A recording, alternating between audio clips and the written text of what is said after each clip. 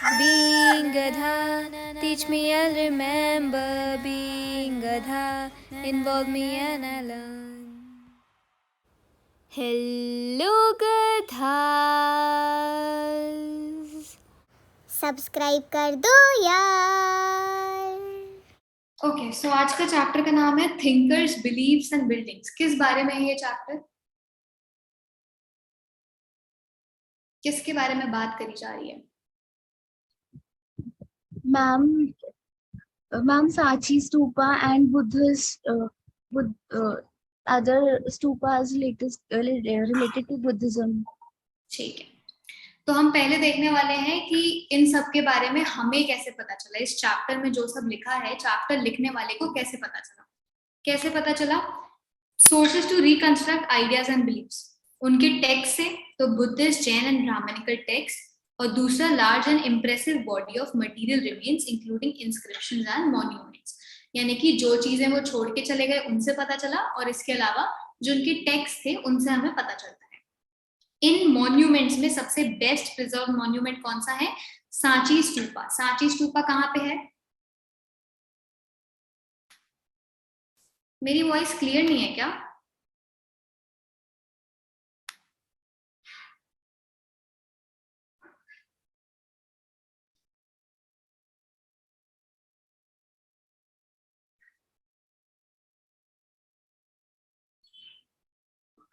मेरी voice clear है कि नहीं? Yes, ma'am, clear. क्लियर है ना? तो हार्दिक, आप एक बार या तो लीव करके ज्वाइन करो। फिर इसके बाद आते हैं Sanchi, 19th century by Ashoka. The most wonderful ancient building in the state of Bhopal are at Sanchi Khanakhera, a small village under the brow of a hill some 20 miles northeast of Bhopal. इसमें जरा बता दो 1, 2, 3 और 4 में से north east कौन सा है?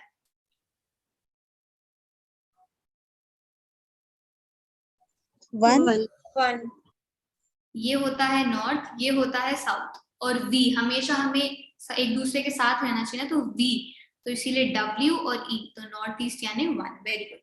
तो भोपाल के नॉर्थ ईस्ट में पड़ता है सांची खानाखेड़ा। कितने माइल्स? 20 miles. चलो, stone sculpture, status of the Buddha and an ancient gateway were inspected.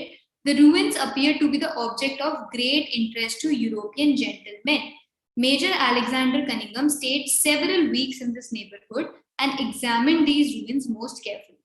He took drawings of the place, deciphered the inscription, and bored shafts down these domes. The results of his investigation were described by him in an English work. क्या हुआ अभी तक? कौन समझाएगा?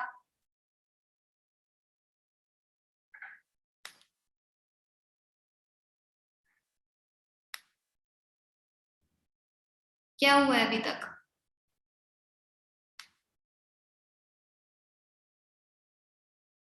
Alexander Cunningham कहाँ का था? India का? Europe का था मैम। यूरोप का था, ठीक है। उन्होंने क्या किया? एग्जामिन करे थे रूइंस बहुत केयरफुली। ठीक है, कितने हफ्ते तक वहीं रुके थे?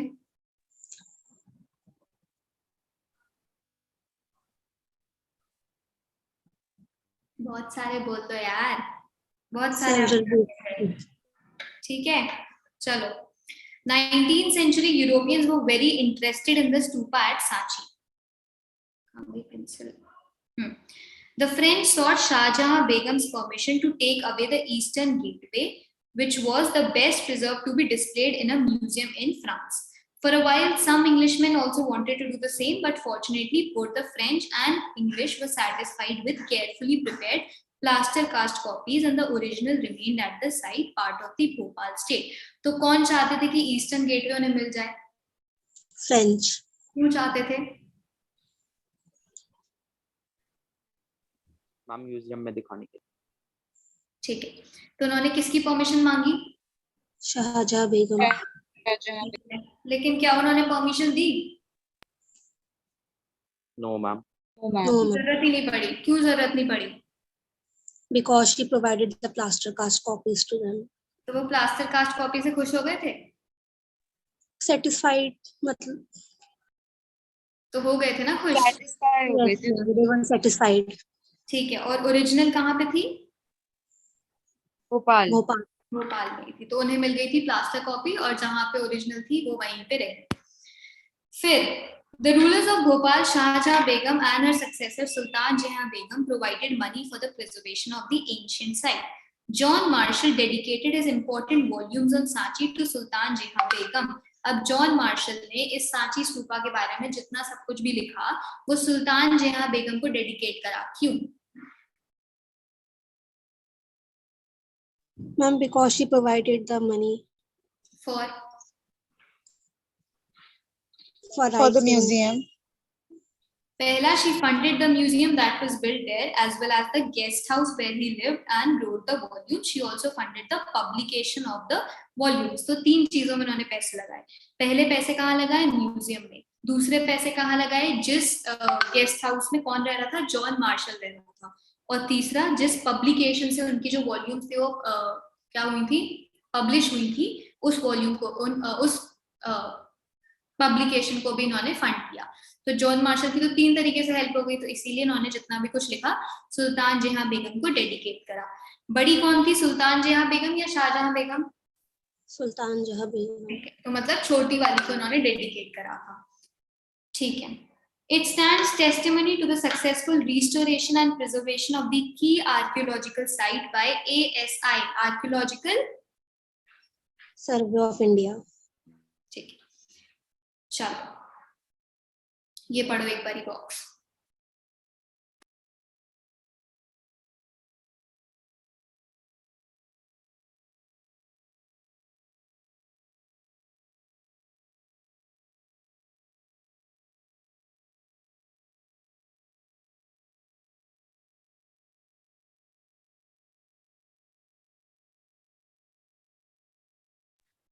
जब हो जाए तो चैट में डन लिख देना।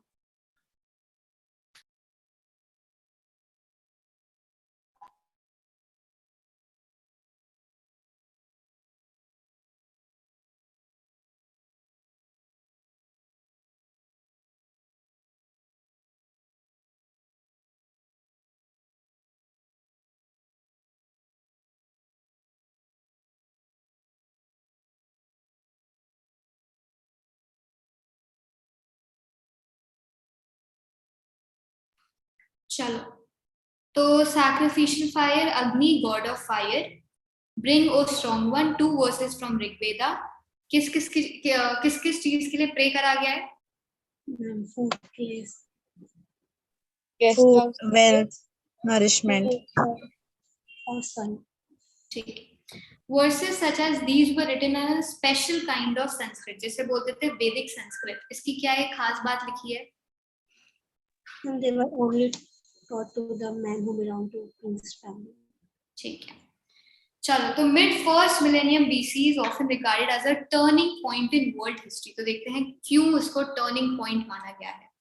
पहला, it saw the emergence of thinkers. कौन कौन से थिंकर्स? पहला, ज़ाराथस्ट्रा इन ईरान, दूसरा कॉन्गजी इन चाइना, तीसरा Socrates, Plato and Aristotle in Greece, और चौथा महावीर और गौतम बुद्ध इन इंडिया। तो 4 तरीके के। सबसे पहले ईरान में कौन? ज़ाराथस्ट्रा। दूसरा चाइना में कौन? कॉन्गजी। तीसरा सोक्रेटिस, प्लेटो और एरिस्टोटल कहाँ पे? ग्रीस में। और चौथा महावीर और गौतम बुद्ध कहाँ? India. They tried to understand the mysteries of existence and the relationship between human beings and the cosmic order. This was also the time when new kingdoms and cities were developing and social and economical life was changing in a variety of ways in the Ganga Valley. These thinkers attempted to understand these developments as well. चलो बता दो कौन था Iran से? Zarathustra. कॉन्गजी कहाँ का था? China। China. अच्छा, और एरिस्टोटल कहाँ का था? Greece. महावीर कहाँ के थे? India. India। बुद्ध? India। प्लेटो? Greece. चलो, Rigveda compiled between circa 1500 and 1000 BCE consists of hymns in praise of a variety of deities, especially Agni, Indra, Som. ठीक है, AIS, अग्नि, इंद्र और सोम.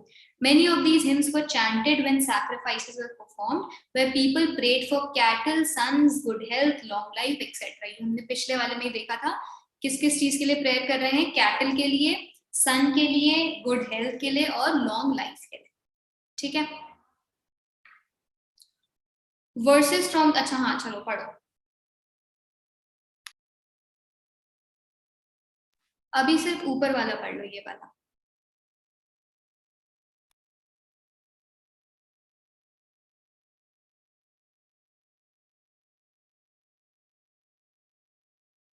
यहाँ पे सैक्रिफाइस का मतलब है यज्ञ. This one, the wind that blows, this is surely a sacrifice. While moving, it sanctifies all this. Therefore, it is indeed a sacrifice. यहाँ पे बात चल रही है यज्ञ की.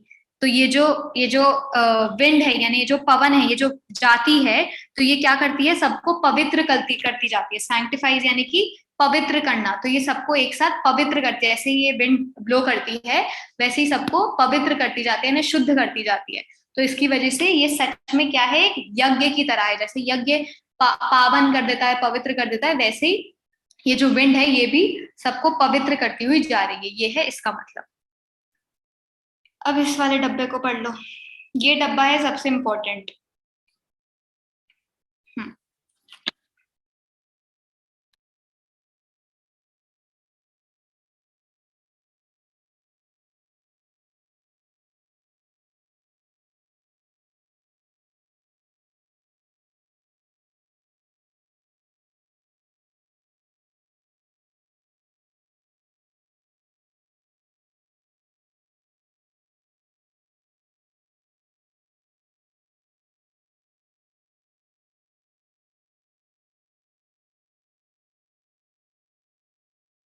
To verses from Chhandogya Upanishad. अब देखो चांद, चांद का शेप कैसा होता है? ऐसा सी होता है ना, ऐसे बनता है चांद. इसी को ऐसे कर दो तो ये 6th century.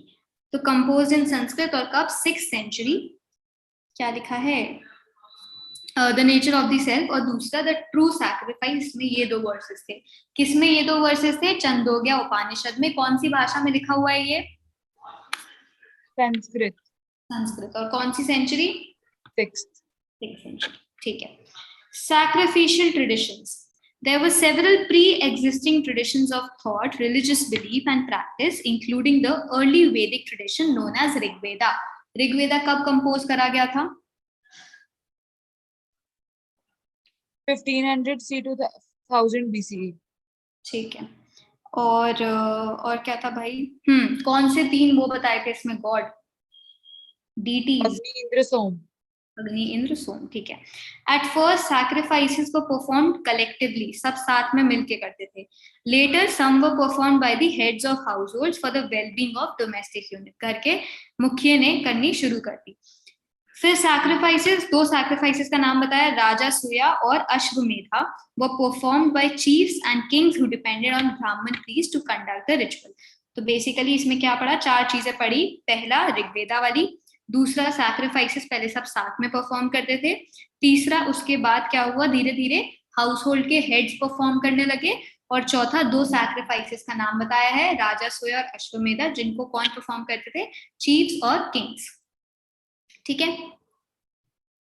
New questions. Many ideas found in Upanishads show that people were curious about meaning of life, possibility of life after death or rebirth. तो इन 3 चीजों के बारे में हमें उपनिषद में पढ़ के ये समझ आया कि लोगों को इन 3 की जानने की बहुत ज्यादा उत्सुकता थी. तो thinkers were concerned with understanding and expressing the nature of ultimate reality. Others outside the Vedic tradition asked whether or not there even existed God, was a single ultimate reality. So people also began speculating on the significance of the sacrificial tradition. अब देखते हैं पहले जितना पढ़ा था. After Buddha's death, Buddha की death कब हुई थी? कौन सी सेंचुरी में? 4th to 5th century में. His disciples at a council of elders or senior monks at Vesali. Vaishali क्या है? शाखापट्टनम. क्या है? वापस बोलो, क्या है वैशाली?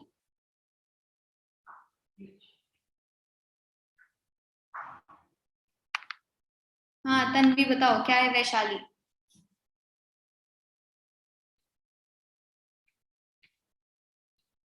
मैम एक जगह है। जगह है।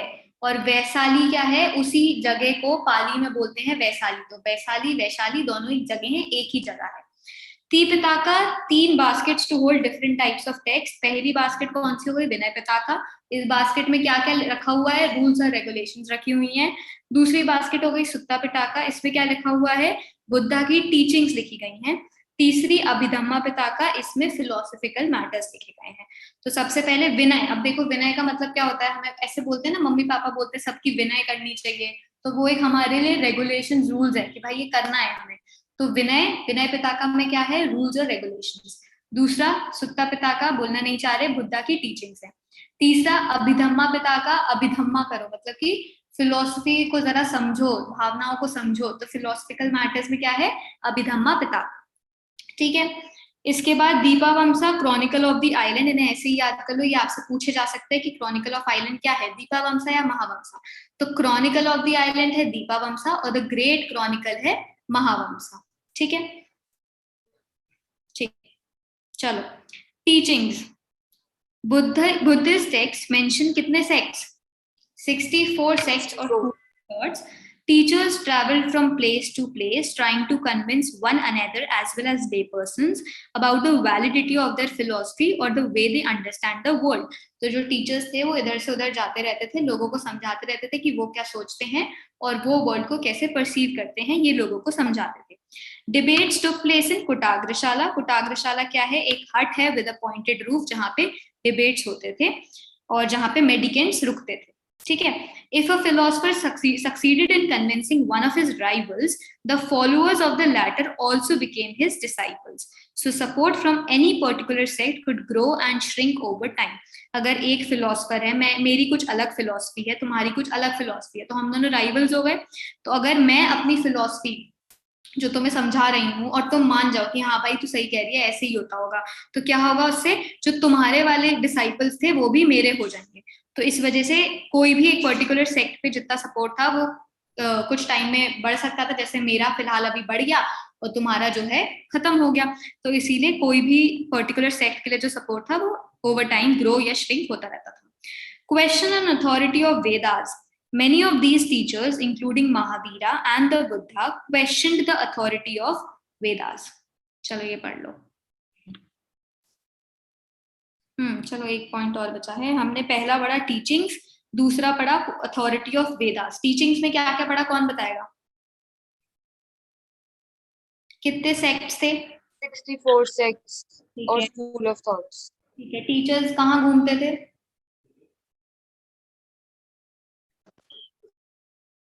इधर उधर घूमते थे। क्या करते थे लेकिन घूमते घूमते?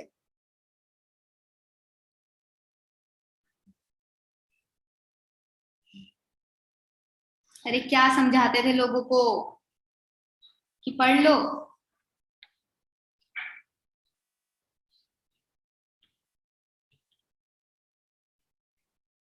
टीचर्स इधर उधर घूमते थे, लोगों को बोलते थे कि देखो हमारी फिलॉसफी ये है, और अगर लोग मान जाते तो क्या होता था?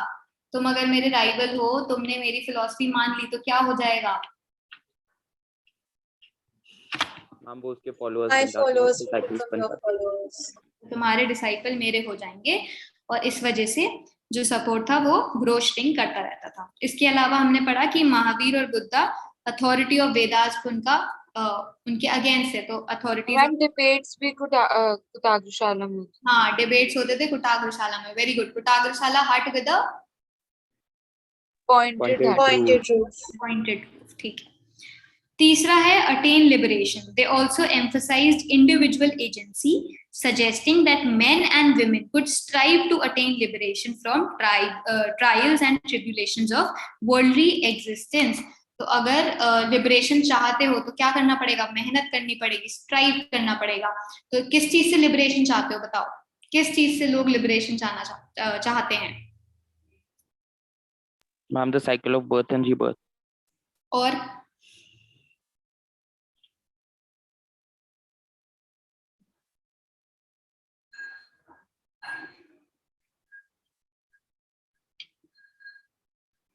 मैम वो स्पेसिफिक कास्ट एंड जेंडर से भी शायद। ठीक है, चलो अब ये पढ़ लो।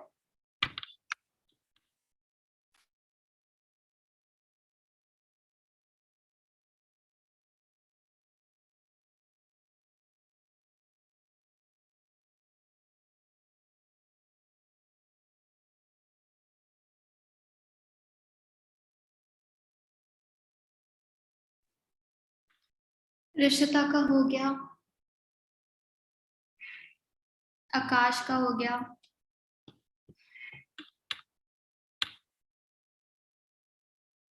इशिका का हो गया,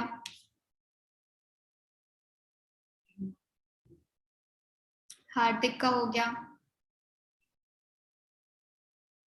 क्या मतलब होता है फैटलिस्ट का, क्या मतलब है? Ma'am, fatalist was the one who believed that everything depends on faith and humans don't have control over everything. ठीक है, और मटीरियलिस्ट का क्या मतलब है?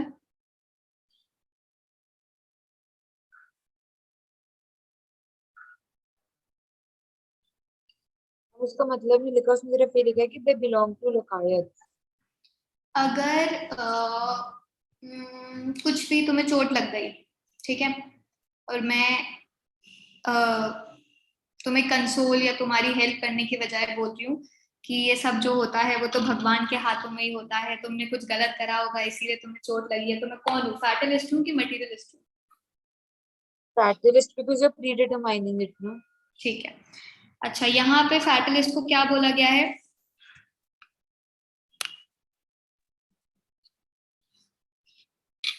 आजीविकास। ठीक है, और मटीरियलिस्ट? लोकायत। लोकायतास। ठीक है, तो यहाँ पे कौन से टीचर आजीविका हैं?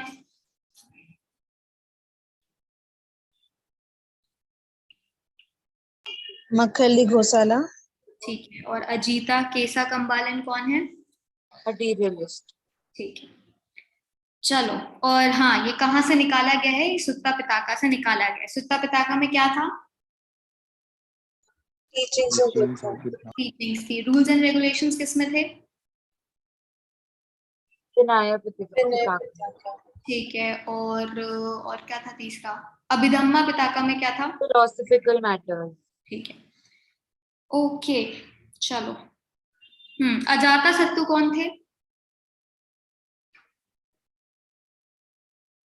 Ruler of Magadha. ठीक है, चलो। ये अटेन लिबरेशन हमने कर ही लिया था। Message of Mahavira. The basic philosophy of the Jain was already in existence in northern India before the birth of Vardhaman, who came to be known as Mahavira. According to the Jain tradition, Mahavira was preceded by 23 other teachers or Tirthankars. तो कोई जैन है यहाँ पे? नहीं है। तो जैनों में क्या बताया गया है कि 24 तीर्थंकर हैं। उन 24 में से 24 तीर्थंकर कौन है? महावीर, जिन्हें हम क्या बोलते हैं? वर्धमान के नाम से भी जाना जाता है। ठीक है, तो 23 तीर्थंकर और 24वें कौन हो गए? महावीर, यानी कि वर्धमान। तो he was preceded by 23 other teachers or tirthankaras, literally those who guide men and women across the river of existence. The most important idea in Jainism is that the entire world is animated. तो अगर हमसे पूछा कि entire world is animated, ये idea कौन से religion का है, तो क्या होगा इसका answer? Jainism. Even stones, rocks and water have lives. तो जैन लोग क्या बोलते हैं कि पत्थर, रॉक को क्या बोलते हैं? पत्थर ही हो गया। छोटे रॉक, बड़े रॉक, पानी, सब में क्या है? लाइफ है। तो even entire world is animated, ऐसा जैन धर्म बोलता है। कितने तीर्थंकर है? 24 तीर्थंकर हैं। आखिरी कौन थे? महावीरा या वर्धमान। उनसे पहले 23। और तीर्थंकर का मतलब क्या होता है? Those who guide men and women across the river of the existence. हाँ, चलो, अच्छा। Non injury to living being, specially to humans, animals, plants and insects is central to Jain philosophy. तो ऑब्वियसली कोई रिलीजन ये नहीं बोलता कि मारना चाहिए, लेकिन जैन फिलॉसफी में मेन चीज यही बताई गई है कि non injury to living being, specially to humans, animals, plants and insects. In fact, the principle of ahimsa emphasized within Jainism has left its mark on the Indian thinking as a whole. According to Jain teachings, the cycle of birth and rebirth is shaped through karma. तो तुम्हें चोट क्यों लगी? क्योंकि तुमने पिछले जन्म में कुछ गलत करा होगा, ऐसा जैन सोचते हैं। ठीक है, इसके बाद क्या है? Asceticism and penance are required to free oneself from the cycle of karma. और वहां पे बुद्धिज्म में क्या देखा था हमने? बुद्धिज्म में अगर इन सब चीजों से हटना हो तो क्या करना पड़ेगा? meditate.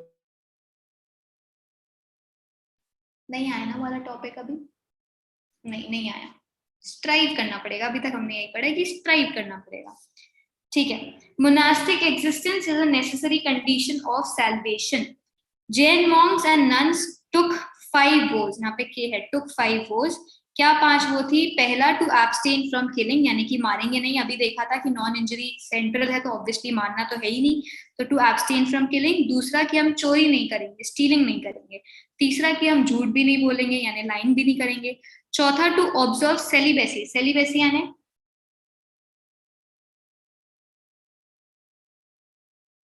किसी पर स्त्री को गंदी नजरों से देखना, इज नोन एज सेलिबेसी। उसका उल्टा मतलब जैन क्या बोलते थे कि किसी पर स्त्री को गंदी नजरों से नहीं देखेंगे, या पर पुरुष को गंदी नजरों से नहीं देखेंगे। ठीक है, पांचवा, to Celibacy means to not get married, right? यहाँ पे ये बात हो रही है, अरे ऑब्वियसली जैन मॉन्क्स ये कैसे, देखो यहाँ पे 5 गोल्स की बात हो रही है कि ठीक है, जो मॉन्क्स और नन्स हैं वो शादी नहीं करेंगे, लेकिन वो लोगों को क्या बोलते थे कि मतलब आप जो आपकी बीवी है या आपका जो पति है, आप उसी तक अपनी नजरें टिका के रखो, आगे तक मत सोचो। ठीक है, और यही 5 चीजें वो लोगों को समझाते थे कि मारो मत, चोरी मत करो, झूठ मत बोलो, परिग्रह बोलते हैं ऐसे, परिग्रह मत करो। परिग्रह नीचे वाले को ऐसे क्या बोलते हैं? क्या बोलते हैं ऐसे? कुशील, कुशील बोलते हैं कि अपना शील बचा के रखो। तो कुशील नहीं करना और परिग्रह नहीं करना, यानी कि जितनी आपके पास 5 पेंसिल है, 5 पेंसिल से आपका काम हो रहा है तो उसमें खुश रहो, छठी पेंसिल की अपेक्षाएं मत रखो। तो to abstain from possessing property. ठीक है, तो ये 5 वर्ड्स जैन मॉन्क्स और नन्स लेती थी और लोगों को भी यही समझाती थी। ठीक है, फिर आ जाओ स्प्रेड ऑफ जैनिज्म पे। Jain scholars produced a wealth of literature in a variety of languages. कौन कौन सी? PST, प्राकृत, संस्कृत और Tamil. Manuscripts of these texts were carefully preserved in libraries attached to temples. Manuscripts यानी Handwritten script. handwritten. Manu का क्या मतलब होता है? MANU, hand hand। और scripts का क्या मतलब होता है? to write something. तो manuscripts यानी हस्तलिखित। तो manuscripts of these texts were carefully preserved in libraries attached to temples. Some of the earliest stone sculptures associated with religious traditions were produced by devotees of the Jain Tirthankars and have been recovered from several sites throughout the subcontinent. ठीक है, अच्छा एक हमारा box रह गया, ये और पढ़ लो।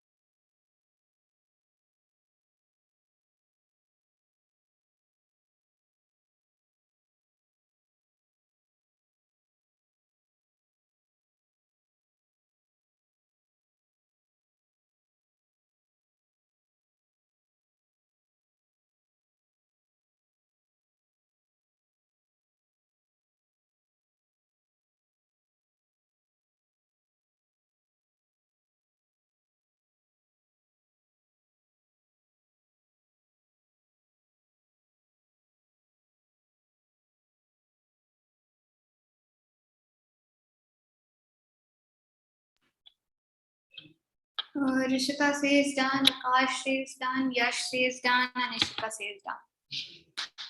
ठीक है, क्या बताया इसमें? इसमें बताया है कि जैसे बुद्धा की जो टीचिंग्स थी, वो बुद्धा कब मरे थे, कौन सी सेंचुरी में? 4 to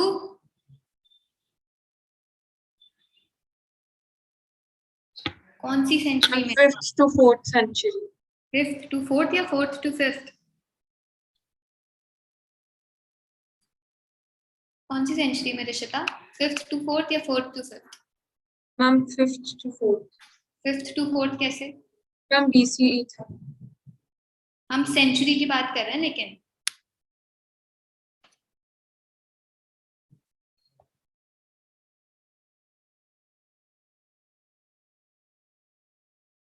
Ma'am, in the book it says 5th to 4th BCE. हम BCE में उल्टी आते हैं ना काउंटिंग। तो मैंने तो तुम लोगों से सेंचुरी पूछी, सेंचुरी कैसे उल्टी जा सकती है? Ma'am, before Christ उल्टी जाती है. I अच्छा, think so because even in the book it's written 5th to 4th century BC. Century का मतलब क्या होता है?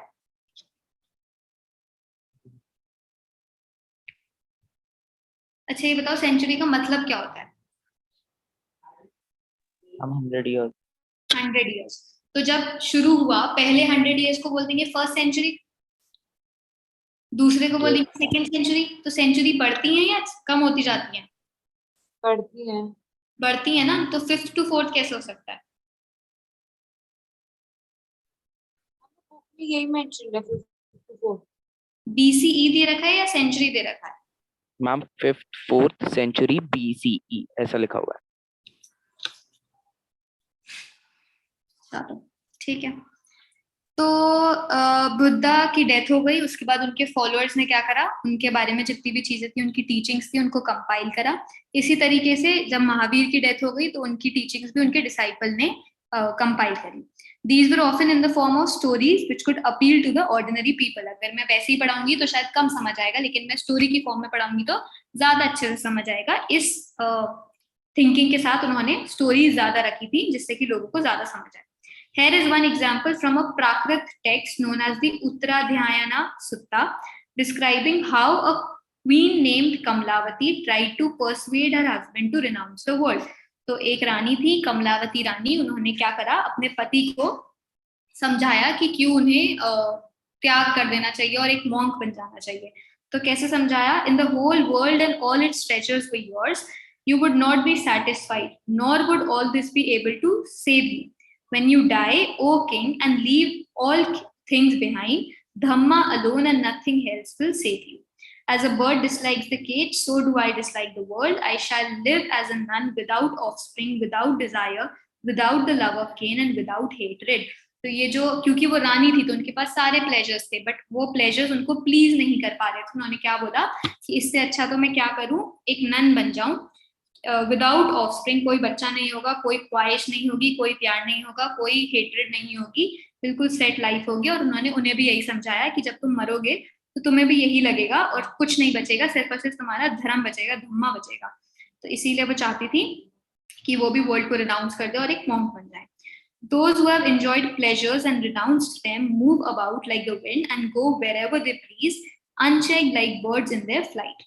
Leave your large kingdom, abandon what pleases the senses, be without attachment and property, then practice severe penance, being firm of energy। क्या practice करें? penance। penance क्या होता है?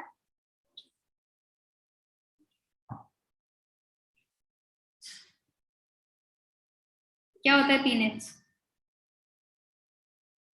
वो अपने पति से बोल रही है कि अपना बड़ा सा जो किंगडम है वो छोड़ दो और पीनेंस प्रैक्टिस करो। पीनेंस क्या होता है?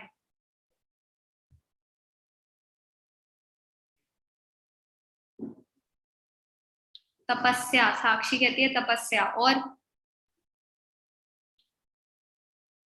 कह सकते हैं तपस्या, लेकिन यहाँ पे मेजरली क्या कहते हैं, प्रायश्चित। प्रायश्चित की बात हो रही है कि अभी तक जो हमने गलतियां करी थी उन्हें सुधारने के लिए जो हम तपस्या करते हैं उसकी अब जो हमारी मोटिफिकेशन होती है उसका सेंस, मतलब that is an act of mortification. जितनी हमने गलतियां करी हैं उनको सुधारने के लिए जो हम तपस्या करते हैं उसको कहते हैं प्रायश्चित। तो वो बोल रही है अपने पति से कि ये जो बड़ा सा किंगडम है वो छोड़ दो और प्रायश्चित लो, कि अभी तक जो जो हमने गलतियां करी हैं उसकी। चलो ये पढ़ो।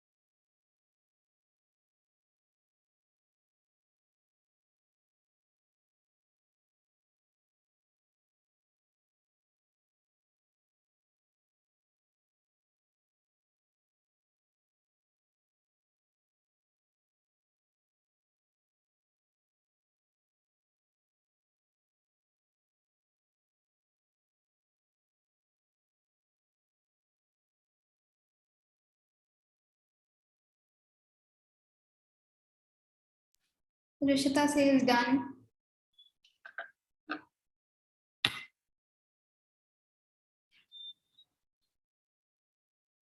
Ishika says done. Nimrit says done. Chalo.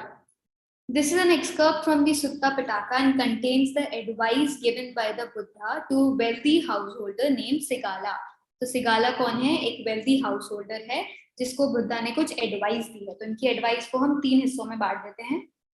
पहली एडवाइस क्या दी है? इन 5 ways should a master look after his servants and employees. तो कोई भी सर्वेंट का जो हेड है, जिसने सर्वेंट को अपॉइंट करा है, वो सर्वेंट की कैसे देखभाल करेगा? 5 तरीकों से। पहला, by assigning them work according to their strength, जितनी उनकी क्षमता है उसके अनुसार उन्हें काम दिया जाए।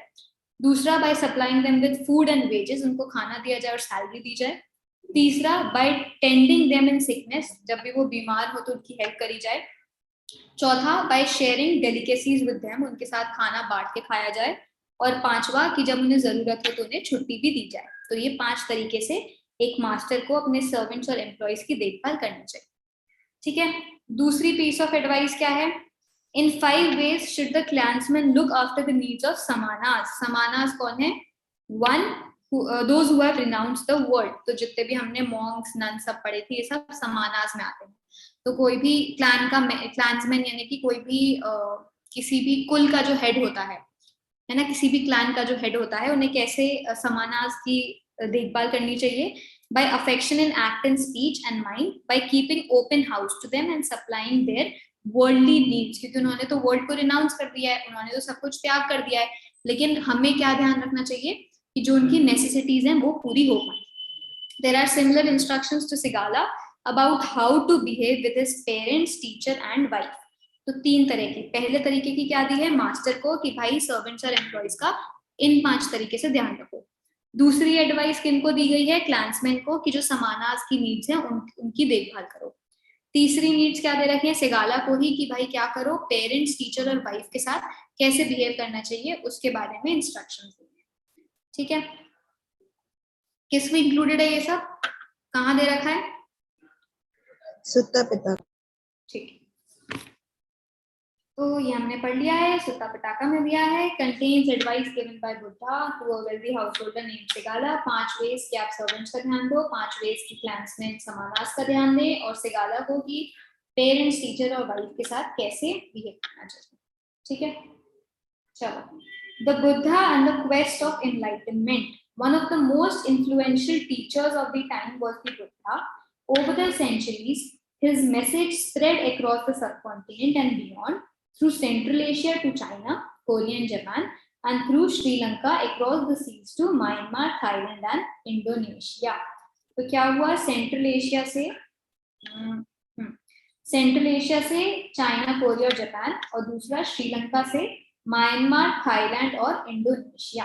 ठीक है। Sources of Buddha's teachings.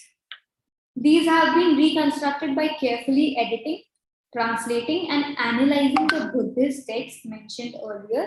Historians have also tried to reconstruct details of his life from hagiographies. Hagiographies क्या होता है? Biography of a saint or religious leader.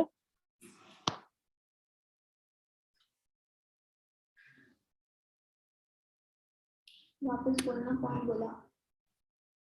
Hagiographies of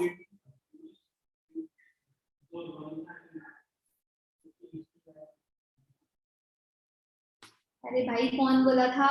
क्या बोल रहे थे? सही बोल रहे थे, बता तो दो क्या बोल रहे थे। क्या होता है hagiographies? Ma'am, it is a biography of saint and it is specially written by a follower. ठीक है। तो मतलब जितना अभी हम देख रहे थे कि बुद्धिस्ट वो बुद्धा के डिसाइपल्स ने लिखा, तो वो hagiographies लिखी अगर उनके बारे में लिखी। ठीक है।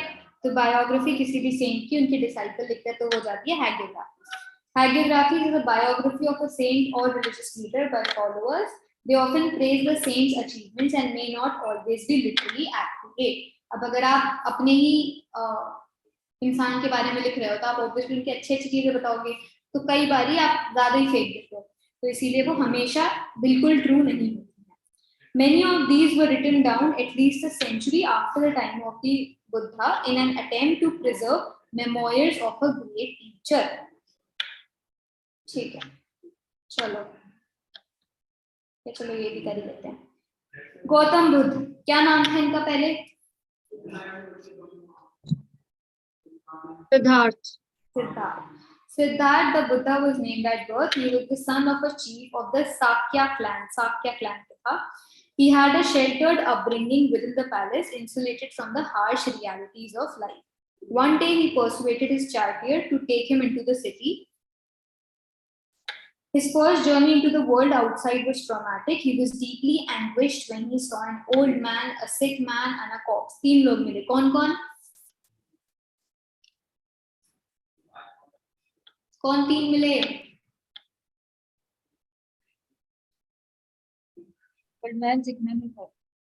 ठीक है, तो क्या बात चल रही है कि जो बुद्धा थे वो साक्या क्लैन के थे, उनकी बड़ी अच्छी अपब्रिंगिंग हुई थी बड़े घर में। ठीक है, बाहर की रियलिटीज जो थी उन्हें पता ही नहीं थी। तो एक दिन जब वो अपने चार्टियर के साथ सिटी घूमने निकले तो उन्हें पता चला कि ओ भाई साहब ये क्या चल रहा है। तो वो डीपली एंग्विश्ड थे। क्यों? पहले तो उन्होंने देखा एक ओल्ड मैन, एक सिक मैन और एक कॉर्प्स। ठीक है, he realized in that moment that the decay and destruction of the human body was inevitable. He also saw a hopeless mendicant who it seemed to him had came to terms with old age, disease and death and found peace. Siddharth decided that he too would adopt the same path. Soon after, he left the palace and set out in search of his own truth. Siddharth explored several paths, including bodily mortification, जिसकी वजह से situation of near death में आ गए थे। Abandoning these extreme methods, he meditated for several days and finally attained enlightenment. After this, he came to be known as the क्या कहलाने लगे? Buddha or the enlightened one. Buddha or the enlightened one. For the rest of his life, he taught Dhamma or the path of righteous living. अच्छा, यहाँ पे बात हुई थी, ये बात हुई थी कि he attained enlightenment. कहाँ पे?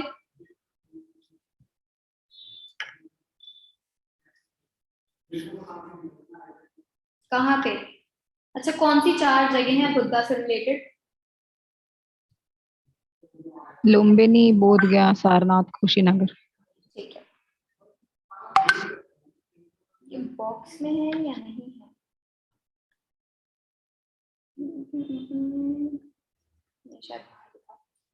चलो, the teachings of the Buddha.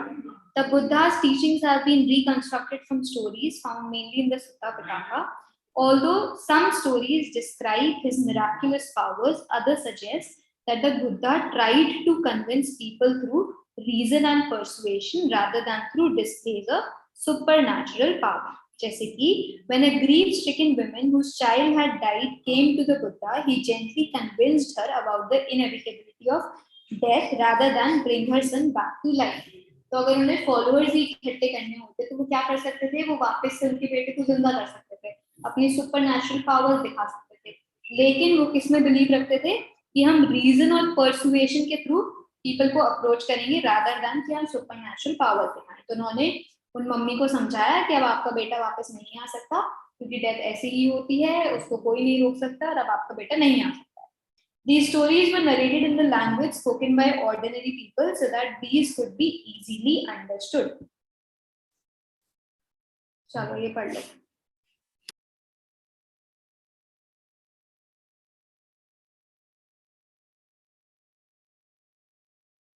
Ma'am please थोड़ा जूम इन कर।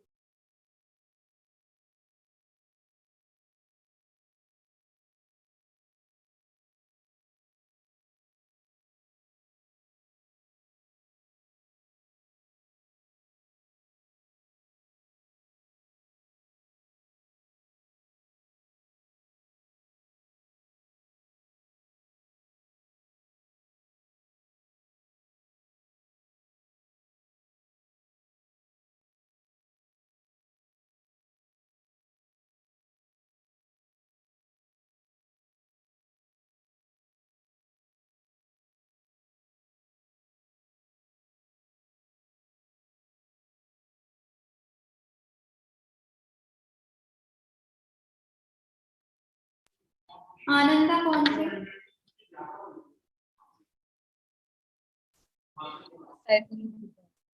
कौन थे? बुद्धा। अच्छा, क्या उन्होंने बुद्धा को क्या बोला था? इसके अलावा मतलब मेन चीज क्या बोली थी? आनंदा का क्या रोल है हमारे चैप्टर में?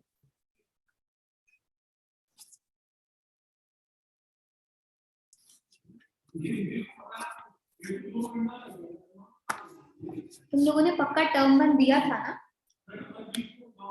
Yes, ma'am. He included the women's within the.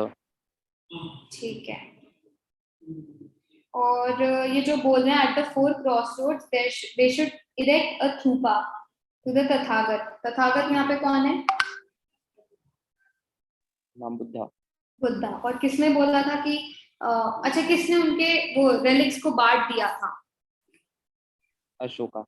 और कौन से ग्रंथ में इसको लिखा गया था? अशोकवदना। ठीक है, चलो तो ये कहाँ से निकाला गया है? महापरिनिब्बाना सुत्ता से निकाला गया है, जो कि सुत्ता पिटाका का पार्ट है। और थूपा क्या है? स्तूपा को पाली में बोलते हैं थूपा। चलो, according to Buddhist philosophy the world is transient, इसको बोलते हैं anicca, and constantly changing. It is also soulless यानी कि anatta, as there is nothing permanent और इटर्नल इन इट। तो वर्ल्ड क्या है? कंटिन्यूसली चेंज होता रहता है, ट्रांजिएंट है, रुकता नहीं है, तो वो हो गया अनिका। कुछ परमानेंट नहीं है उसमें, तो वो हो गया अनिका। और दूसरा कि वो सोललेस है, as there is nothing permanent और इटर्नल इन इट, ये हो गया अनाटा। तो बुद्धिस्ट फिलोसफी के अकॉर्डिंग वर्ल्ड अनिका और अनाटा है। Within this transient world, sorrow जिसे बोलते हैं दुख, is intrinsic to human existence। ये जो वर्ल्ड है इसमें दुख भरा ही हुआ है। It is by following the path of moderation between severe penance and self-indulgence that human beings can rise above these worldly troubles।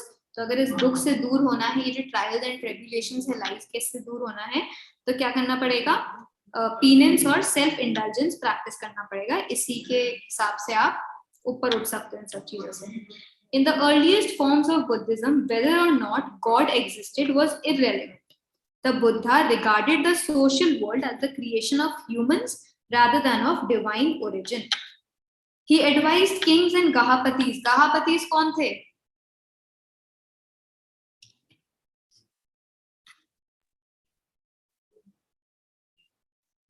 गाहा और पति। गाहा क्या होता है? Ma'am owners of the Heads of household. households. पति यानी हेड और गाहा यानी हाउसहोल्ड, तो heads of household. To be humane and ethical, तो उन्होंने क्या बोला? सारे राजा और गाहापतिस को बोला कि ह्यूमेन रहो और एथिकल रहो। Individual effort was expected to transform social relations. The Buddha emphasized individual agency and righteous action. Righteous action को क्या बोलते हैं? Righteous living को क्या बोलते हैं?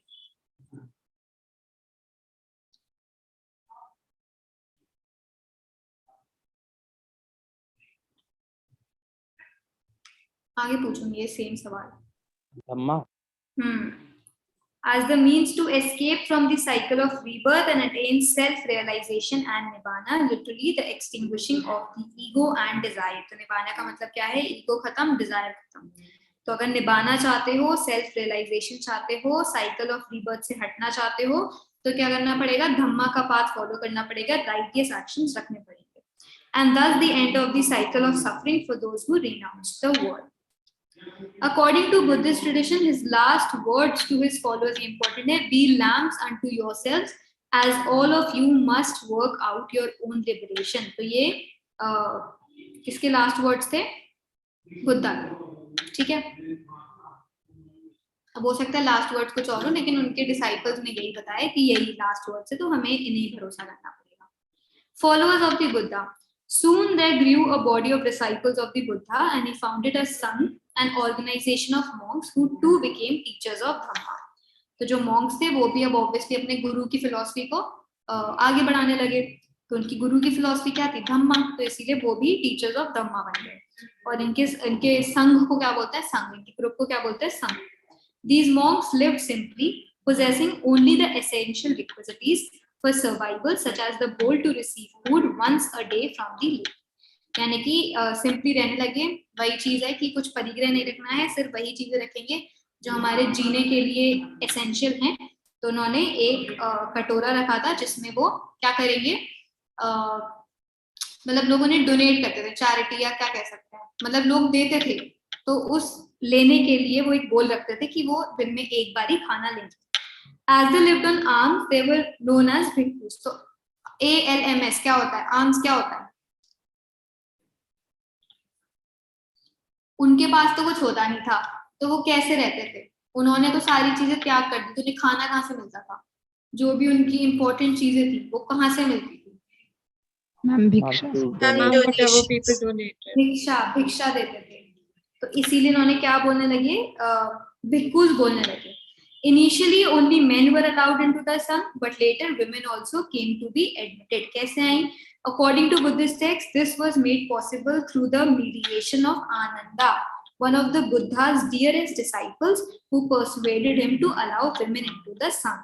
तो एक हमने पढ़े आनंदा अंकल, इन्होंने क्या बोला था? बुद्धा को बोला था कि भाई जो ये women हैं इनको भी अपने साथ ले लेते हैं संघ में. The Buddha's foster mother यानी कि क्या मतलब होता है फॉस्टर मदर का? हम जिन्होंने पाला कैरी फॉरवर्ड करती हैं, but is not your biological mother. हाँ, तो दाई माँ टाइप. तो बुद्धा की जो दाई माँ थी उनका नाम क्या था? Mahaprajapati गोतानी was the first woman to be ordained as a भिक्खुनी. तो दो चीजें याद करने की है कि पहले तो सिर्फ भिक्खुस ही होते थे, भिक्खुनीज कैसे आने लगी, उसमें मेन रोल किसने प्ले करा? आनंदा ने.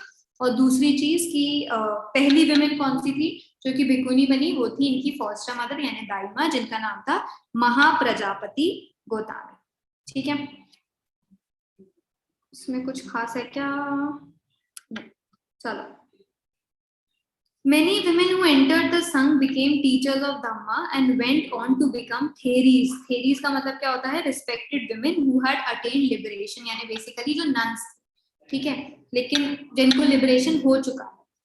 The Buddha's followers came from many social groups. They included kings, wealthy men, slaves, and craftspeople. Once within the sangh, all were regarded as equal, having shed their earlier social identities on becoming bhikkhus and bhikkhunis. यानी कि अगर एक राजा सब कुछ त्याग करके भिक्खु बन रहा है और एक बिल्कुल नीचे मतलब सोशल ऑर्डर में एकदम नीचे रहने वाला इंसान भिक्खु भिक्खुनी बन रहा है, तो वो एक बार भिक्खु भिक्खुनी बन जाए फिर वो सब इक्वल हो जाते हैं, क्योंकि उन सब ने सारी जो अपनी पुरानी चीजें हैं वो त्याग कर दी है, तो इसीलिए अब वो सारे equal. The internal functioning of the sangh was based on the traditions of Gan or Sangh, where consensus was arrived at through discussions. If that failed, decisions were taken by a vote on the subject.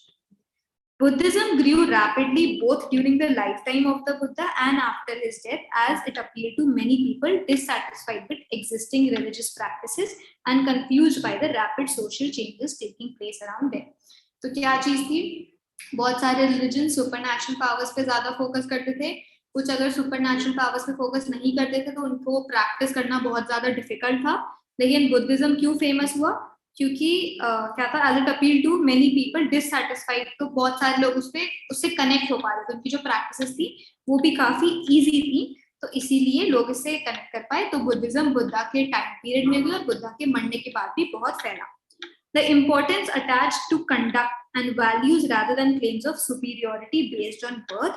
The emphasis placed on metta, यानी कि fellow feeling, and karuna, यानी कि compassion, especially for those who were younger and weaker than oneself. ये इन ideas की वजह से लोग Buddhism से बहुत ज्यादा कनेक्ट कर पाए. क्या क्या? पहला हमने पढ़ा कि जिस तरीके से आप बिहेव करते हो वो आपकी पर्सनैलिटी बताता है, ना कि आप बड़े घर के हो या छोटे घर के. दूसरा फेलो फीलिंग, और तीसरा कंपैशन. तो ये तीन चीजें थी, याद कर लो. मेटा यानी फेलो फीलिंग और करुणा यानी कि कंपैशन. ठीक है, अब तुम मेरे मित्र हो, मित्र यानी मेरी तुमसे कुछ फेलो फीलिंग तो रहेगी ना. तो मेटा यानी कि फेलो फीलिंग और करुणा तो पता ही है कंपैशन होता है. तो ये तीन चीजें. ठीक है, चलो ये पढ़ लो.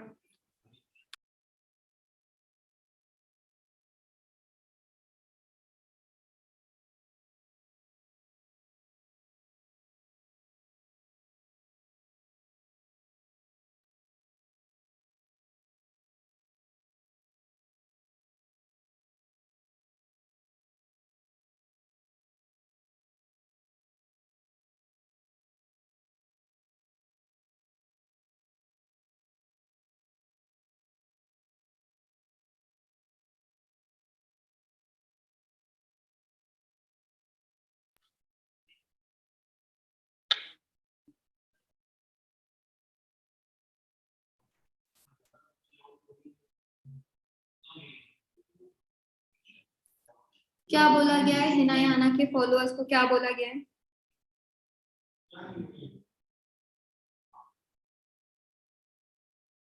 अच्छा ये बताओ, ओल्डर ट्रेडिशन कौन सा है इनमें से? हिनायाना और महायाना में से ओल्डर कौन सा है? मैम हिनायाना. ठीक है, और ठीक है, नया वाला हो गया महायाना. ठीक है, और इनके फॉलोअर्स कौन है?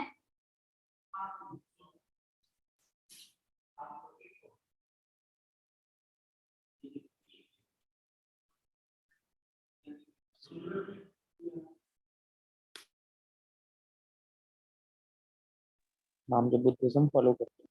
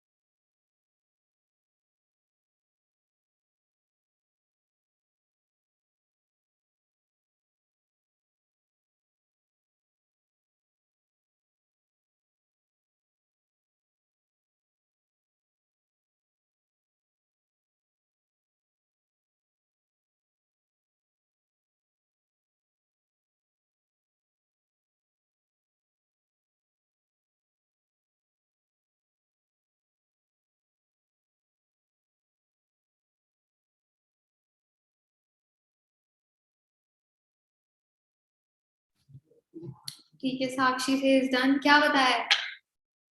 कौन बता रहा था? क्या बोलते हैं ये लोग? थेरावदिन्स अपने आप को कौन बोलता था? हम हिनायाना. हिनायाना. और महायाना को हेरावदिन्स क्या बोलते, हिनायाना क्या बोलते थे? क्या बोलते थे? देखो, अगर मैं नई सोच वाली हूँ तो कोई भी पुरानी सोच वाला मुझे इंसान दिखेगा तो मैं क्या बोलूंगी कि ये तो पुराना वाला है ना। तो जो महायाना थे यानी जो नए वाले लोग थे वो क्या बोलते थे, जितने भी उनसे अलग बुद्धिस्ट थे उन सबको बोलते थे कि भाई तुम तो पुराने वाले हो, ठीक है। और जो पुराने वाले थे अब वो भी अपनी शान दिखाएंगे तो वो क्या बोलते थे कि हम थेरावादन से, यानी कि वो जो कि path of old respected teachers को फॉलो करते हैं, उन टीचर्स को क्या बोलते हैं, थेरास। तो उन थेरास के पाथ को फॉलो करने वाले हम हैं यानी थेरावादन से। तो हम तो भाई पुरानी सोच के ठीक है, ठीक है। तो सपोर्टर्स ऑफ महायाना वो क्या बोलते थे कि बाकी बुद्धिस्ट क्या हैं, हिनायाना के सपोर्टर्स हैं, और फॉलोअर्स ऑफ हिनायाना अपने आप को बोलते थे Theravadin. Those who followed path of old respected teachers, इन रिस्पेक्टेड टीचर्स का नाम इनको क्या बोलते थे, थेरास, ठीक है। चलो, स्टूपास, चैत्यास क्या होता है? मैम चिता। चिता, चिता को और क्या बोलते हैं इंग्लिश में, क्या बोलते हैं चिता को? Funeral pyre. पायर का क्या मतलब होता है? पायर एक वर्ड रूट है, क्या मतलब होता है पायर का? पायरोमीटर,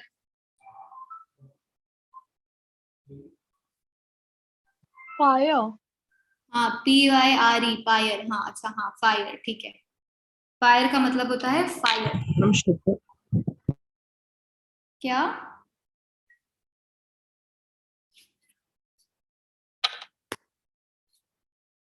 चलो, तो from earliest times people tended to regard certain places as sacred. These included sites with special trees or unique rocks or sites of awe-inspiring natural beauty. इन सबको क्या बोलते थे कि ये sacred है. These sites with small shrines attached to them were sometimes described as chaityas. Chaityas may also have been derived from the word chitta, meaning a funeral pyre, and by extension a funerary mound.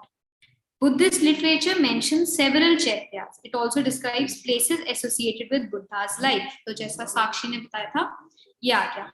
Lumbini Lumbini में क्या हुआ था, बुद्धा पैदा हुए थे। बोध गया में क्या हुआ था, जो बुद्धा है उनको एनलाइटनमेंट हो गया था, जो मैंने सवाल पूछा था लेकिन किसी ने जवाब नहीं दिया था। सारनाथ में एस से सारनाथ, एस से सरवन, शायद इक्वल लेटर्स भी हैं, नहीं एक लेटर ज्यादा है। तो सारनाथ में क्या हुआ था, इनका पहला फर्स्ट सर्मन हुआ था। खुशीनगर में क्या हुआ था, उन्होंने निबाना अटेन करा था, ठीक है। तो लुम्बिनी में पैदा हुए, बोधगया में एनलाइटनमेंट हुआ, सारनाथ में पहला सर्मन, और खुशीनगर नहीं है, खुशीनगर है, यहाँ पे क्या हुआ था, इनको निबाना हो गया था। निबाना क्या था, यहाँ पढ़ा था ना निबाना, क्या था निबाना? कहाँ था, यही था, कहाँ था क्या, क्या मतलब था निबाना का? Ma'am liberation from the worldly trial. और था कहाँ?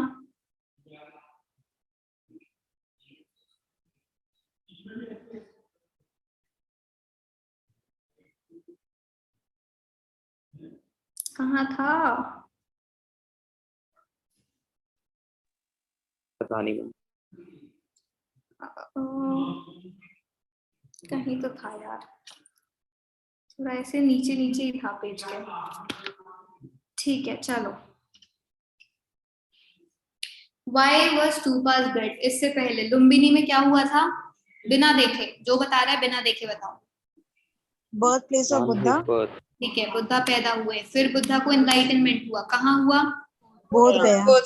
बोध गया, ठीक है।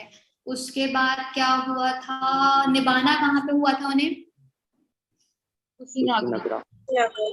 ठीक है। और सारनाथ में सर्मन हुआ था, first sermon. okay. These were mounds known as stupas. Relics of the Buddha, such as his bodily remains or objects used by him, were buried there. The tradition of erecting stupas came to be associated with Buddhism. Stupa came to be venerated as an emblem of both the Buddha and Buddhism. तो stupas को build क्यों करा जा रहा था?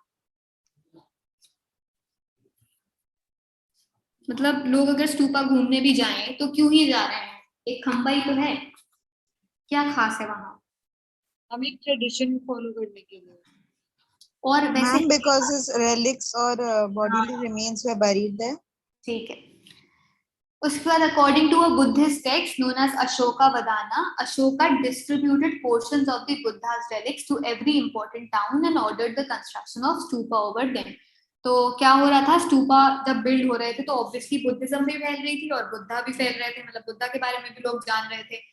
और इसके अलावा जो अशोका थे उन्होंने क्या करा, उन्होंने बुद्धा के रेलिक्स हर इंपॉर्टेंट टाउन में बांट दिए कि यहाँ पे अब तुम स्तूपा खड़ा करो, स्तूपा को कंस्ट्रक्ट करो। ठीक है, कौन सा ग्रंथ था? Ashoka वदाना। How were stupas built? Inscriptions found on the railings and pillars of stupas record donations made for buildings and decorating them. Some decorations were made by kings such as the Sadhvanas, others were made by guilds. Guilds यानी कि गिरोह, कुछ लोग मिलके, तो such as that of the ivory workers who financed part of one of the gateways at Sanchi. तो दो तरीके से बता रखा है कि डोनेशंस कैसे आती थी, या तो एक अकेला आदमी यानी कि राजा कर दे, क्योंकि तब तो उतने पैसे उसके पास हैं, तो राजा का नाम क्या है? सातवनास। तो सातवनास एक एग्जाम्पल दे रखा है कि इन्होंने बनाया था। और दूसरा कि कुछ गिरोह मिलके भी करते थे, जैसे कि आइवरी वर्कर्स का गिरोह, जिन्होंने क्या करा था, गेटवेज का कुछ पार्ट जो है उसके लिए पैसे लगाए थे। Hundreds of donations were made by women and men who mentioned their names, sometimes adding the name of the place from where they came as well as their occupations and name of their relatives. तो अगर मैंने पैसे दिए हैं construction में, तो मैं क्या करूंगी, अपना नाम लिखवाऊंगी, हो सकता है मैं अपनी घर की जगह भी लिखवा दूं, एड्रेस लिखवा दूं, हो सकता है कि मैं क्या करती हूँ वो लिखवा दूं, और हो सकता है कि मैं अपने रिश्तेदारों का भी नाम लिखवा दूं। Bhikkhus and bhikkhunis also contributed towards building these monuments. पहले तो सिर्फ भिक्खुज ही थे, भिक्खुनीज कब से आना शुरू हुई, किसने मीडिएट करा था? आनंदा। आनंदा कौन थे? Disciple of अच्छा, बुद्धा की फॉस्टर मदर का नाम क्या था? प्रजापति गौतमी। और उन्होंने क्या करा था? पहली क्या थी वो? भिक्खुनी।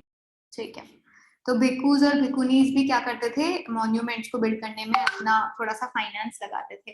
तो किस किस बारे में पढ़ा? सबसे पहले देखा कि कुछ अकेले लोग यानी राजा जैसे कि सातवाहनास ने लगाया पैसा, दूसरा कुछ गिरोह गिल्ड्स ने लगाया, जैसे कि आइवरी वर्कर्स ने एक गेटवे का पार्ट फाइनेंस करा, तीसरा क्या पढ़ा था कि वो मेन और विमेन अपने नाम लिखवाते थे, प्लेस लिखवाते थे, ऑक्यूपेशन लिखवाते थे और रिश्तेदारों का नाम लिखवाते थे, और चौथी चीज कि भिक्खुज और भिक्खुनीज भी मॉन्यूमेंट्स की बिल्डिंग में हेल्प करती थी।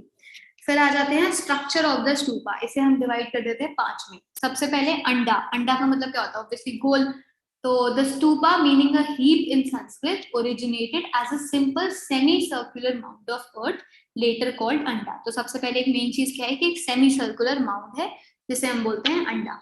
दूसरा क्या है? हर्मिका। हर्मिका एक लड़की का नाम है, उस लड़की से मिलने तो कहाँ जाना पड़ेगा? घर की बालकनी में जाना पड़ेगा।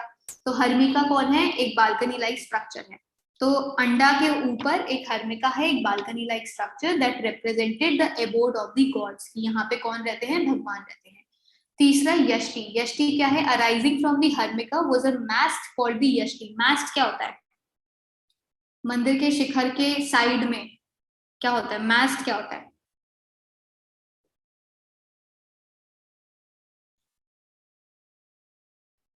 लार्ज क्या होता है? पिलर। अब पिलर, हाँ। तो जो शिखर पे देखते हो ना, एक शिखर होता है, एक तो शिखर होता है जिसके ऊपर हम छोटा सा एक फ्लैग टंगा होता है, उसके अलावा एक ऐसा लंबा सा पिलर होता है, उसे कहते हैं मास्ट। तो अंडा हो गया सबसे पहले, उसके ऊपर हर्मिका हो गई। हर्मिका क्या है? एक बालकनी लाइक स्ट्रक्चर है।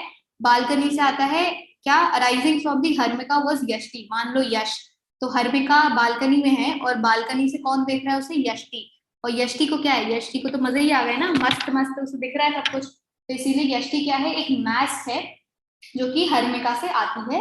इसके बाद है छतरी। छतरी का मतलब पता ही है, अम्ब्रेला होता है। तो यष्टि वाज ऑफन सरमाउंटेड बाय अ छतरी और एन अम्ब्रेला, क्योंकि बारिश हो रही थी लेकिन यश को तो हर्मिका को देखना था, तो इस वजह से वो क्या यूज कर रहा था? छतरी यूज कर रहा था।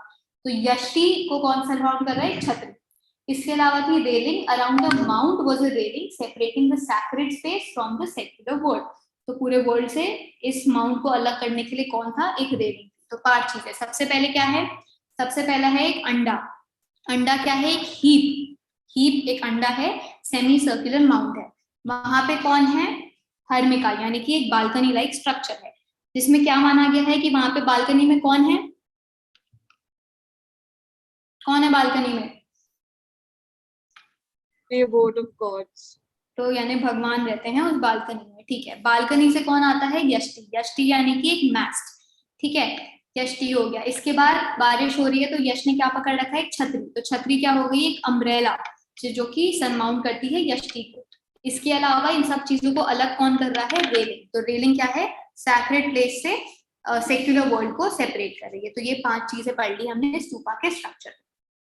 चलो, early stupas. The early stupas at Sanchi and Bharat were plain except for the stone railings, which resembled a bamboo or wooden fence.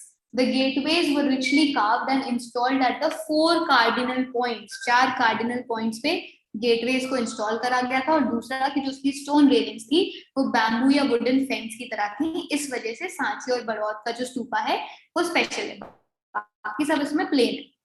क्या क्या स्पेशल है? स्टोन रेलिंग्स जो कि बैम्बू और वुडन तरह थी, और दूसरा गेटवेज जो कि बहुत अच्छे से कार्विंग हुई थी उनपे, और उनको 4 कार्डिनल पॉइंट्स पे इंस्टॉल कर दिया गया था। Worshippers enter through the eastern gateway. कौन सा गेटवे? Eastern gateway. और वो कौन ईस्टर्न गेटवे को ले जाना चाहता था? फ्रेंच।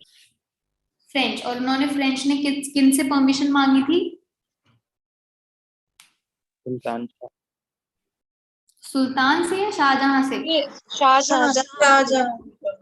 शाहजहां बेगम से उन्होंने परमिशन मांगी थी, लेकिन फिर फाइनली हुआ क्या था? उनको नहीं मिला था और उनको एक पार्ट मतलब वो मिला था जिससे वो सेटिस्फाई हो गए थे। And the original one is still in Bhopal state. ठीक है। तो worshippers enter through the eastern gateway. उसी गेटवे से वो लोग घुसते थे और फिर कैसे जाते थे? क्लॉकवाइज डायरेक्शन में जाते थे, keeping the mound on right, imitating the sun's course through the sky. तो जैसे कि सन घूमता है वैसे ही हम भी घूमेंगे और माउंट को अपने राइट में रखेंगे, क्लॉकवाइज डायरेक्शन में अंदर जाएंगे। कहाँ से अंदर जाएंगे? ईस्टर्न गेटवे से जाएंगे। Later the mount of the stupas came to be elaborately carved with niches and sculptures as at Amravati and Shahjahan की डेरी in पेशावर। पेशावर कहाँ पे है? पाकिस्तान में है। अमरावती कहाँ पे है? कौन सी कंट्री में Amravati?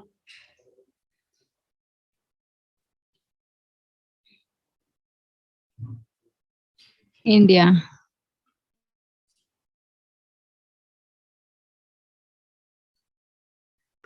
Ma'am in Maharashtra. Country India.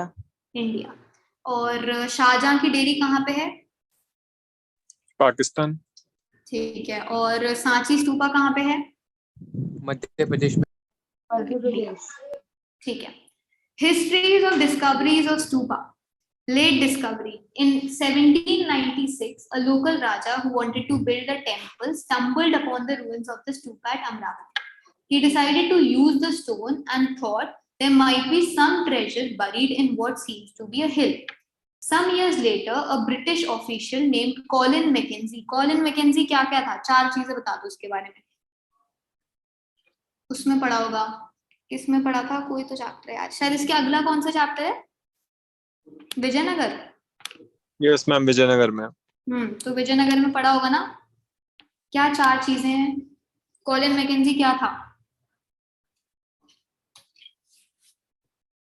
एक तो मैम वो फर्स्ट जॉब सर्वर जनरल था इंडिया का। ठीक है, सर्वेयर जनरल हो गया। और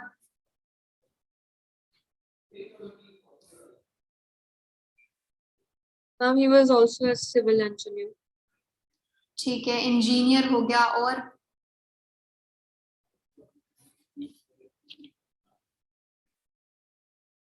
एंटिक्वेरियन। ठीक है, एंटिक्वेरियन हो गया। और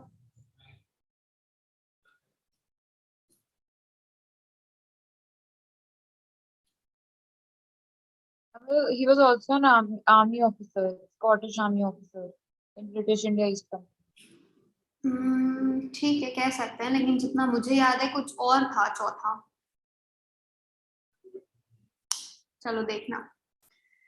ठीक है, तो क्या हुआ? Some years later, a British official named Colin Mackenzie visited the site.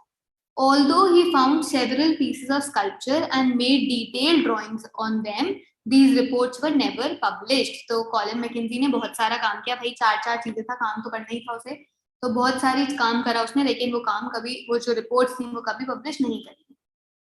Walter Elliot and Elliot marbles. In 1854, Walter Elliot, the commissioner of Guntur, Guntur कहाँ पे है? आंध्र प्रदेश में है, visited Amravati and collected several sculpture panels and took them away to Madras. तो Walter Elliot आया, कहाँ का था? आंध्र प्रदेश का था, गुंटूर नाम की जगह का कमिश्नर था। इन्होंने क्या करा? अमरावती आए, यानी कि कहाँ गए? अमरावती कहाँ है? तो वो गए और उन्होंने क्या करा? बहुत सारी चीजें उठा के मद्रास ले गए, ठीक है। These came to be called the Elliot marbles after him. He also discovered the remains of the Western Gateway and came to the conclusion that the structure at Amravati was one of the largest and most magnificent Buddhist stupas ever built. By the 1850s, some of the slabs from Amravati had begun to be taken to different places. कहाँ पे 1850s के time पे क्या हुआ? अमरावती से बहुत सारी चीजें चुरा के तो ले ही आए थे, तो वो कहाँ जाने लगी थी? पहला एशियाटिक सोसाइटी ऑफ बंगाल, जो कि कैलकाटा में है, बंगाल है तो ऑब्वियसली कैलकाटा हो गया। दूसरा इंडियन ऑफिस इन मद्रास, हमने पहले भी देखा था कि खुद ही मद्रास ले गए थे, यहाँ देखा था ना, took them away to Madras. तो दूसरा मद्रास के इंडियन ऑफिस में, और तीसरा कि कुछ लंदन भी ले गए, ठीक है। तो सारी जो स्लैब्स थे ये कहाँ गए? एशियाटिक सोसाइटी ऑफ बंगाल इन कैलकाटा, दूसरा इंडियन ऑफिस इन मद्रास, और तीसरा London. It was not unusual to find these sculptures adorning the gardens of British administrators. ठीक है,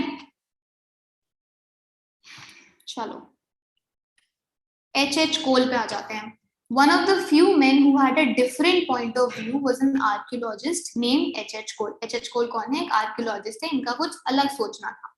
He wrote, "It seems to me a suicidal and indefensible policy to allow the country to be looted of original works of ancient art." अभी तक क्या देख रहे थे कि ये जितनी भी हमारी एंशियंट आर्ट थी इंडियंस की, वो क्या हो रहा था? कहीं कहीं बांटी जा रही थी, 3 जगहों पे बांट दी, कोई चुरा के ले गया। इसके अलावा ब्रिटिशर्स के गार्डन्स में भी हमारी चीजें देखने को मिल रही थी। तो H.H. कोल ने क्या बोला कि नहीं यार, ये गलत बात है, ये हमारा ओरिजिनल वर्क है, इसे हमें ऐसे इसकी लूट नहीं होने देनी चाहिए, ठीक है, रोको इसे। He believed that museums should have plaster cast facsimiles of sculpture, whereas the originals should remain where they had been found. तो जैसे कि हमने पहले भी देखा था कि ईस्टर्न गेटवे हमने नहीं ले जाने दिया, उसका क्या करा? प्लास्टर कास्ट बना के दे दिया उन्हें। तो इसी तरीके से अगर आपको अपने म्यूजियम में हमारी इतनी चीजें दिखानी है तो उनका प्लास्टर कास्ट दिखाओ, असली वाले हमारे पास ही रहने।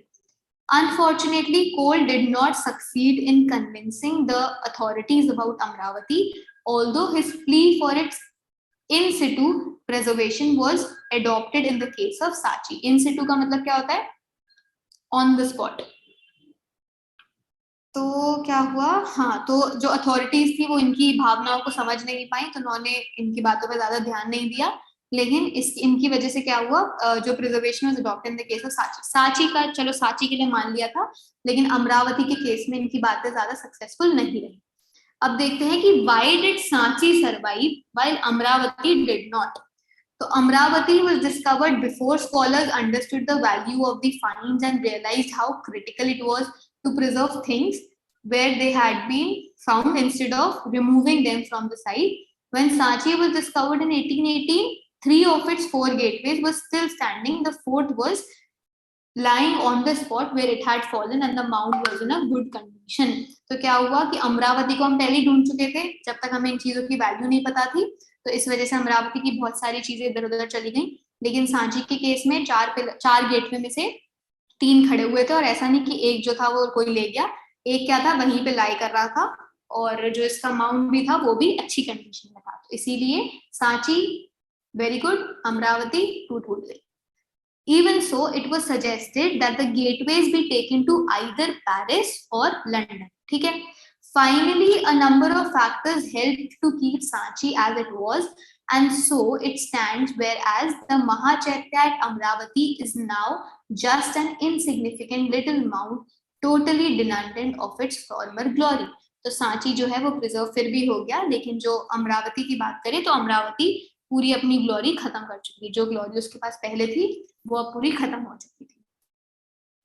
Sculptures were removed from stupas and transported all the way to Europe.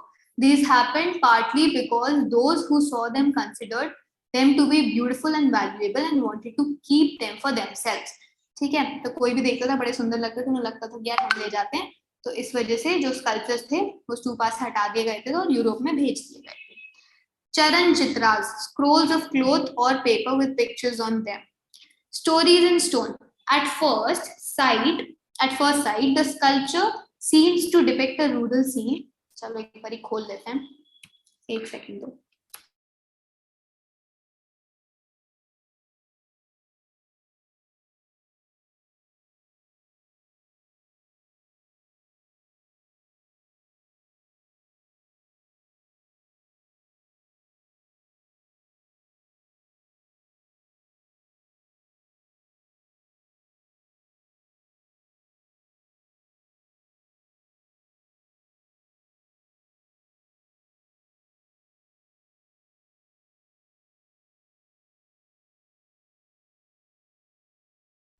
इसके यहाँ साइड में पिक्चर है, लेकिन फिलहाल हमारे पास है नहीं, कोई बात नहीं. At first sight, the sculpture seems to depict a rural scene where there were thatched huts and trees. कौन सा पेज नंबर है ये? क्या पेज नंबर है इस वाली फोटो का? ऊपर वाली 100 होगा, इससे पहले वाली में ना 100 या 101 में देखिए, जो ये वाली पिक्चर है, ये वाली ऊपर वाली, इसकी बात कर रहे हैं. तो at first sight, the sculpture 100 ms. At first sight, the sculpture seems to depict a rural scene where there were thatched huts and trees. Art historians who have carefully studied the sculpture at Sanchi identify it as a scene from the Vesantara Jataka. इसमें याद करने वाली क्या बात है, ये लोगों को क्या लगता है, आर्ट हिस्टोरियंस को क्या लगता है कि ये जो वो है स्टोन, ये क्या बताता है, वेसंतारा जटाका का एक सीन बताता है. ठीक है. This is a story about a generous prince who gave away everything to a Brahman and went to live in the forest with his wife and children. तो एक राजा था, एक प्रिंस था जिसने सब कुछ छोड़ दिया था और अपनी पत्नी और अपने बच्चे के साथ फॉरेस्ट में रहने चला गया था. Historians often try to understand the meaning of sculpture and by accompanying it with textual evidence. तो जो हमारे पास textual evidence है उसके साथ रिलेट करके ये लोग समझ जाते हैं कि स्कल्पचर कहना क्या चाह रहा है. Symbols of worship. Art historians had to acquire familiarity with hagiographies of the Buddha in order to understand Buddhist sculptures. अब कोई ऐसी ड्राइंग बना के चला गया तो उसे समझना तो बहुत डिफिकल्ट है ना, तो ये आर्ट हिस्टोरियंस किसकी हेल्प लेते थे? टेक्सचुअल एविडेंस की. और टेक्सचुअल एविडेंस में किसकी? हैगियोग्राफीज, यानी कि जो डिसाइपल्स बायोग्राफीज लिखते थे अपने सेंट की, उनकी हेल्प से ये समझते थे. According to hagiographies, the Buddha attained enlightenment while meditating under a tree. इसमें है शायद ये वाली फोटो. तो क्या बताया है? According to hagiographies, the Buddha attained enlightenment while meditating under a tree. Many early sculptures did not show the Buddha in human form, but showed his presence through symbols. Empty seat was meant to indicate the meditation of the Buddha. The stupas were meant to represent the Mahaparinibbana. और तीसरा, the wheel stood for the first sermon of the Buddha delivered at Sarnath. तो पहला empty seat में क्या बताया है कि बुद्धा यहाँ पे मेडिटेट कर रहे हैं. ठीक है, तो बुद्धा हमें दिखाई नहीं दे रहे क्योंकि वो मेडिटेट कर रहे हैं. ठीक है, ये रहा तीसरा वाला, ये empty seat है ना, तो ये क्या है, और एक ट्री भी बनाया है, तो ट्री के नीचे बुद्धा क्या कर रहे हैं? मेडिटेट कर रहे हैं. तो ये हो गया पहला. दूसरे में क्या बताया? The stupa was meant to represent the Mahaparinibbana. और तीसरा देखो ये रहा स्तूपा. स्तूपा क्या दिखाता है? महापरिनिब्बाना. और तीसरा, the wheel stood for the first sermon of the Buddha. इसमें दिखाया गया है कि पहला सर्मन जो कि कहाँ पे हुआ था? सारनाथ में. ठीक है, चलो. Other sculptures at Sanchi were perhaps not directly inspired by the Buddhist ideas. Women suffering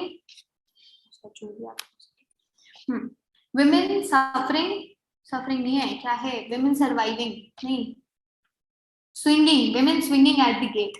These include a beautiful women swinging from the edge of a gateway holding onto a tree.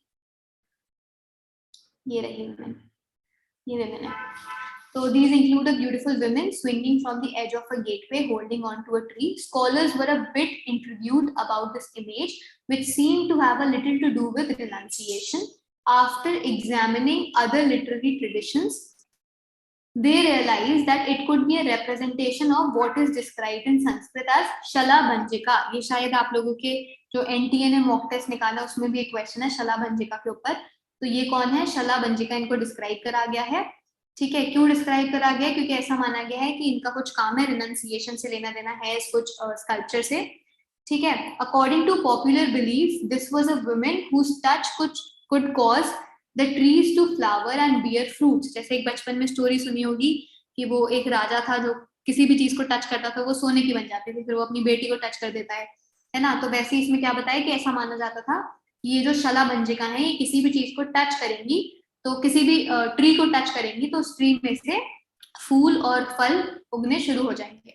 It is likely that this was regarded as an auspicious symbol and integrated into the decoration of the stupa. तो ये एक auspicious symbol है और stupa के decoration में भी काम आता है। The Shalabhanjika motif suggested that many people who turned to Buddhism enriched it with their own pre-Buddhist and even non-Buddhist beliefs, practices and ideas. अच्छा, एक दिन हम ये रख सकते हैं क्या कि जो आपका NTA ने मॉक टेस्ट रिलीज करा है उसका पूरा discussion? Yes, ma'am. Yes, ma'am. That'd be great. क्या सजेस्ट करते हो, कब रख लें ये? मैम हमारा कितना अब आई गेस थोड़ा सा सिलेबस बचा है ना? कौन कौन से चैप्टर बच रहे हैं?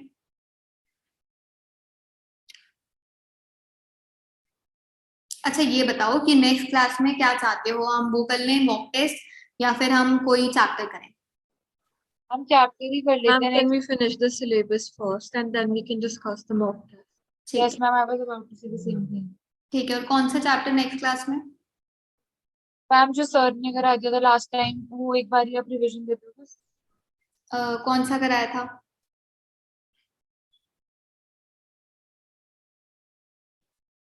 नाम तो बताओ। Ma'am, I don't think we have done the first 3 chapters also. ठीक है, हम करेंगे सब कुछ। आप मुझे ये बताओ कि नेक्स्ट क्लास में कौन सा चैप्टर चाह रहे हो?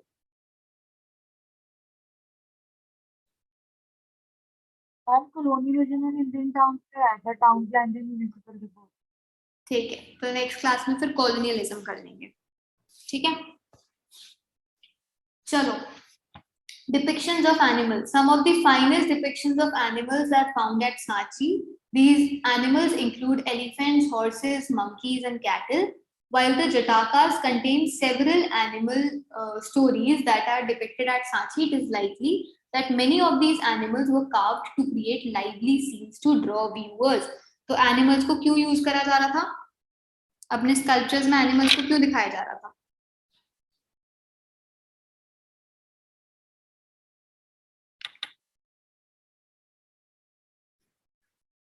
हम ताकि लोग अट्रैक्ट हो। तो जिससे कि हम अपने व्यूअर्स का ध्यान इधर खींच पाए, इसीलिए लाइवली सीन्स थे और उनमें एनिमल्स इंक्लूड करे जा रहे थे। Also animals were often used as symbols of human attributes. Elephants for example were depicted to signify strength and wisdom. क्या स्ट्रेंथ एंड विजडम दिखा रहे थे? ये नहीं, हमारी ब्लर सी एनिमल्स पे देख लो कहीं एलिफेंट दिख रहा हो तो, लेकिन यही है एलिफेंट। और एलिफेंट क्या सिग्निफाई करता है? स्ट्रेंथ और विजडम। तो ह्यूमन एट्रीब्यूट्स को एनिमल्स दिखाते थे, जैसे कि एलिफेंट दिखाता था स्ट्रेंथ और wisdom. Women surrounded by lotuses and elephants. Lotuses and elephants, हाँ नहीं, लोटसेस। Bearer विवियरी women. विमेन के बाजू में कौन है? विमेन के बाजू में 2 एलिफेंट्स हैं जो कि क्या कर रहे हैं? वाटर स्प्रिंकल कर रहे हैं और उनके बाजू में कहीं नीचे लोटसेस हैं। ठीक है, तो motif with the women surrounded by lotuses and elephants seem to be sprinkling water on her as if performing an abhishek or consecration. Abhishek consecration क्या होता है? जब आप बिल्कुल हेड के टॉप से पानी डालते हो तो उसे पवित्र माना जाता है, तो वो हो गया हमारा अभिषेक या कॉन्सिक्रेशन। तो ये जो एलिफेंट्स हैं ये वाटर स्प्रिंकल कर रहे हैं विमेन के हेड पे। While some historians identify the figure as Maya, the mother of the Buddha. Buddha की मम्मी कौन है? माया। और दाई माँ कौन थी? महाप्रजापति गौतम। तो यहाँ पे बात चल रही है मम्मी की। तो identify the figure as Maya, the mother of the Buddha. Others identify her with the popular goddess Gajalakshmi. गजा का मतलब क्या होता है? गज मतलब एलिफेंट और लक्ष्मी यानी goddess. Gajalakshmi. Literally the goddess of good fortune who is associated with elephants. Serpent, serpent मतलब क्या होता है? क्या होता है serpent मतलब? क्या होता है? Snake. Snake. The serpent is found on several pillars. This motif seems to be derived from popular traditions which were not always recorded in text. One of the earliest modern art historians, James Ferguson, considered Sanchi to be a center of tree and serpent worship. नाग भी बहुत लोग मानते हैं. कितना time हो गया? अच्छा 5 बज गए हैं. चलो फटाफट से कर लेते हैं. क्या था? This motive seed derived from तो हम पहुंच गए थे जेम्स फर्गुसन पे. He considered Sanchi to be a centre of tree and serpent worship. सांप को भी भगवान मानते हैं बहुत लोग और ट्री को भी भगवान मानते हैं बहुत लोग. He was not familiar with Buddhist literature, most of which had not been translated, and arrived at this conclusion by studying only the images of their own.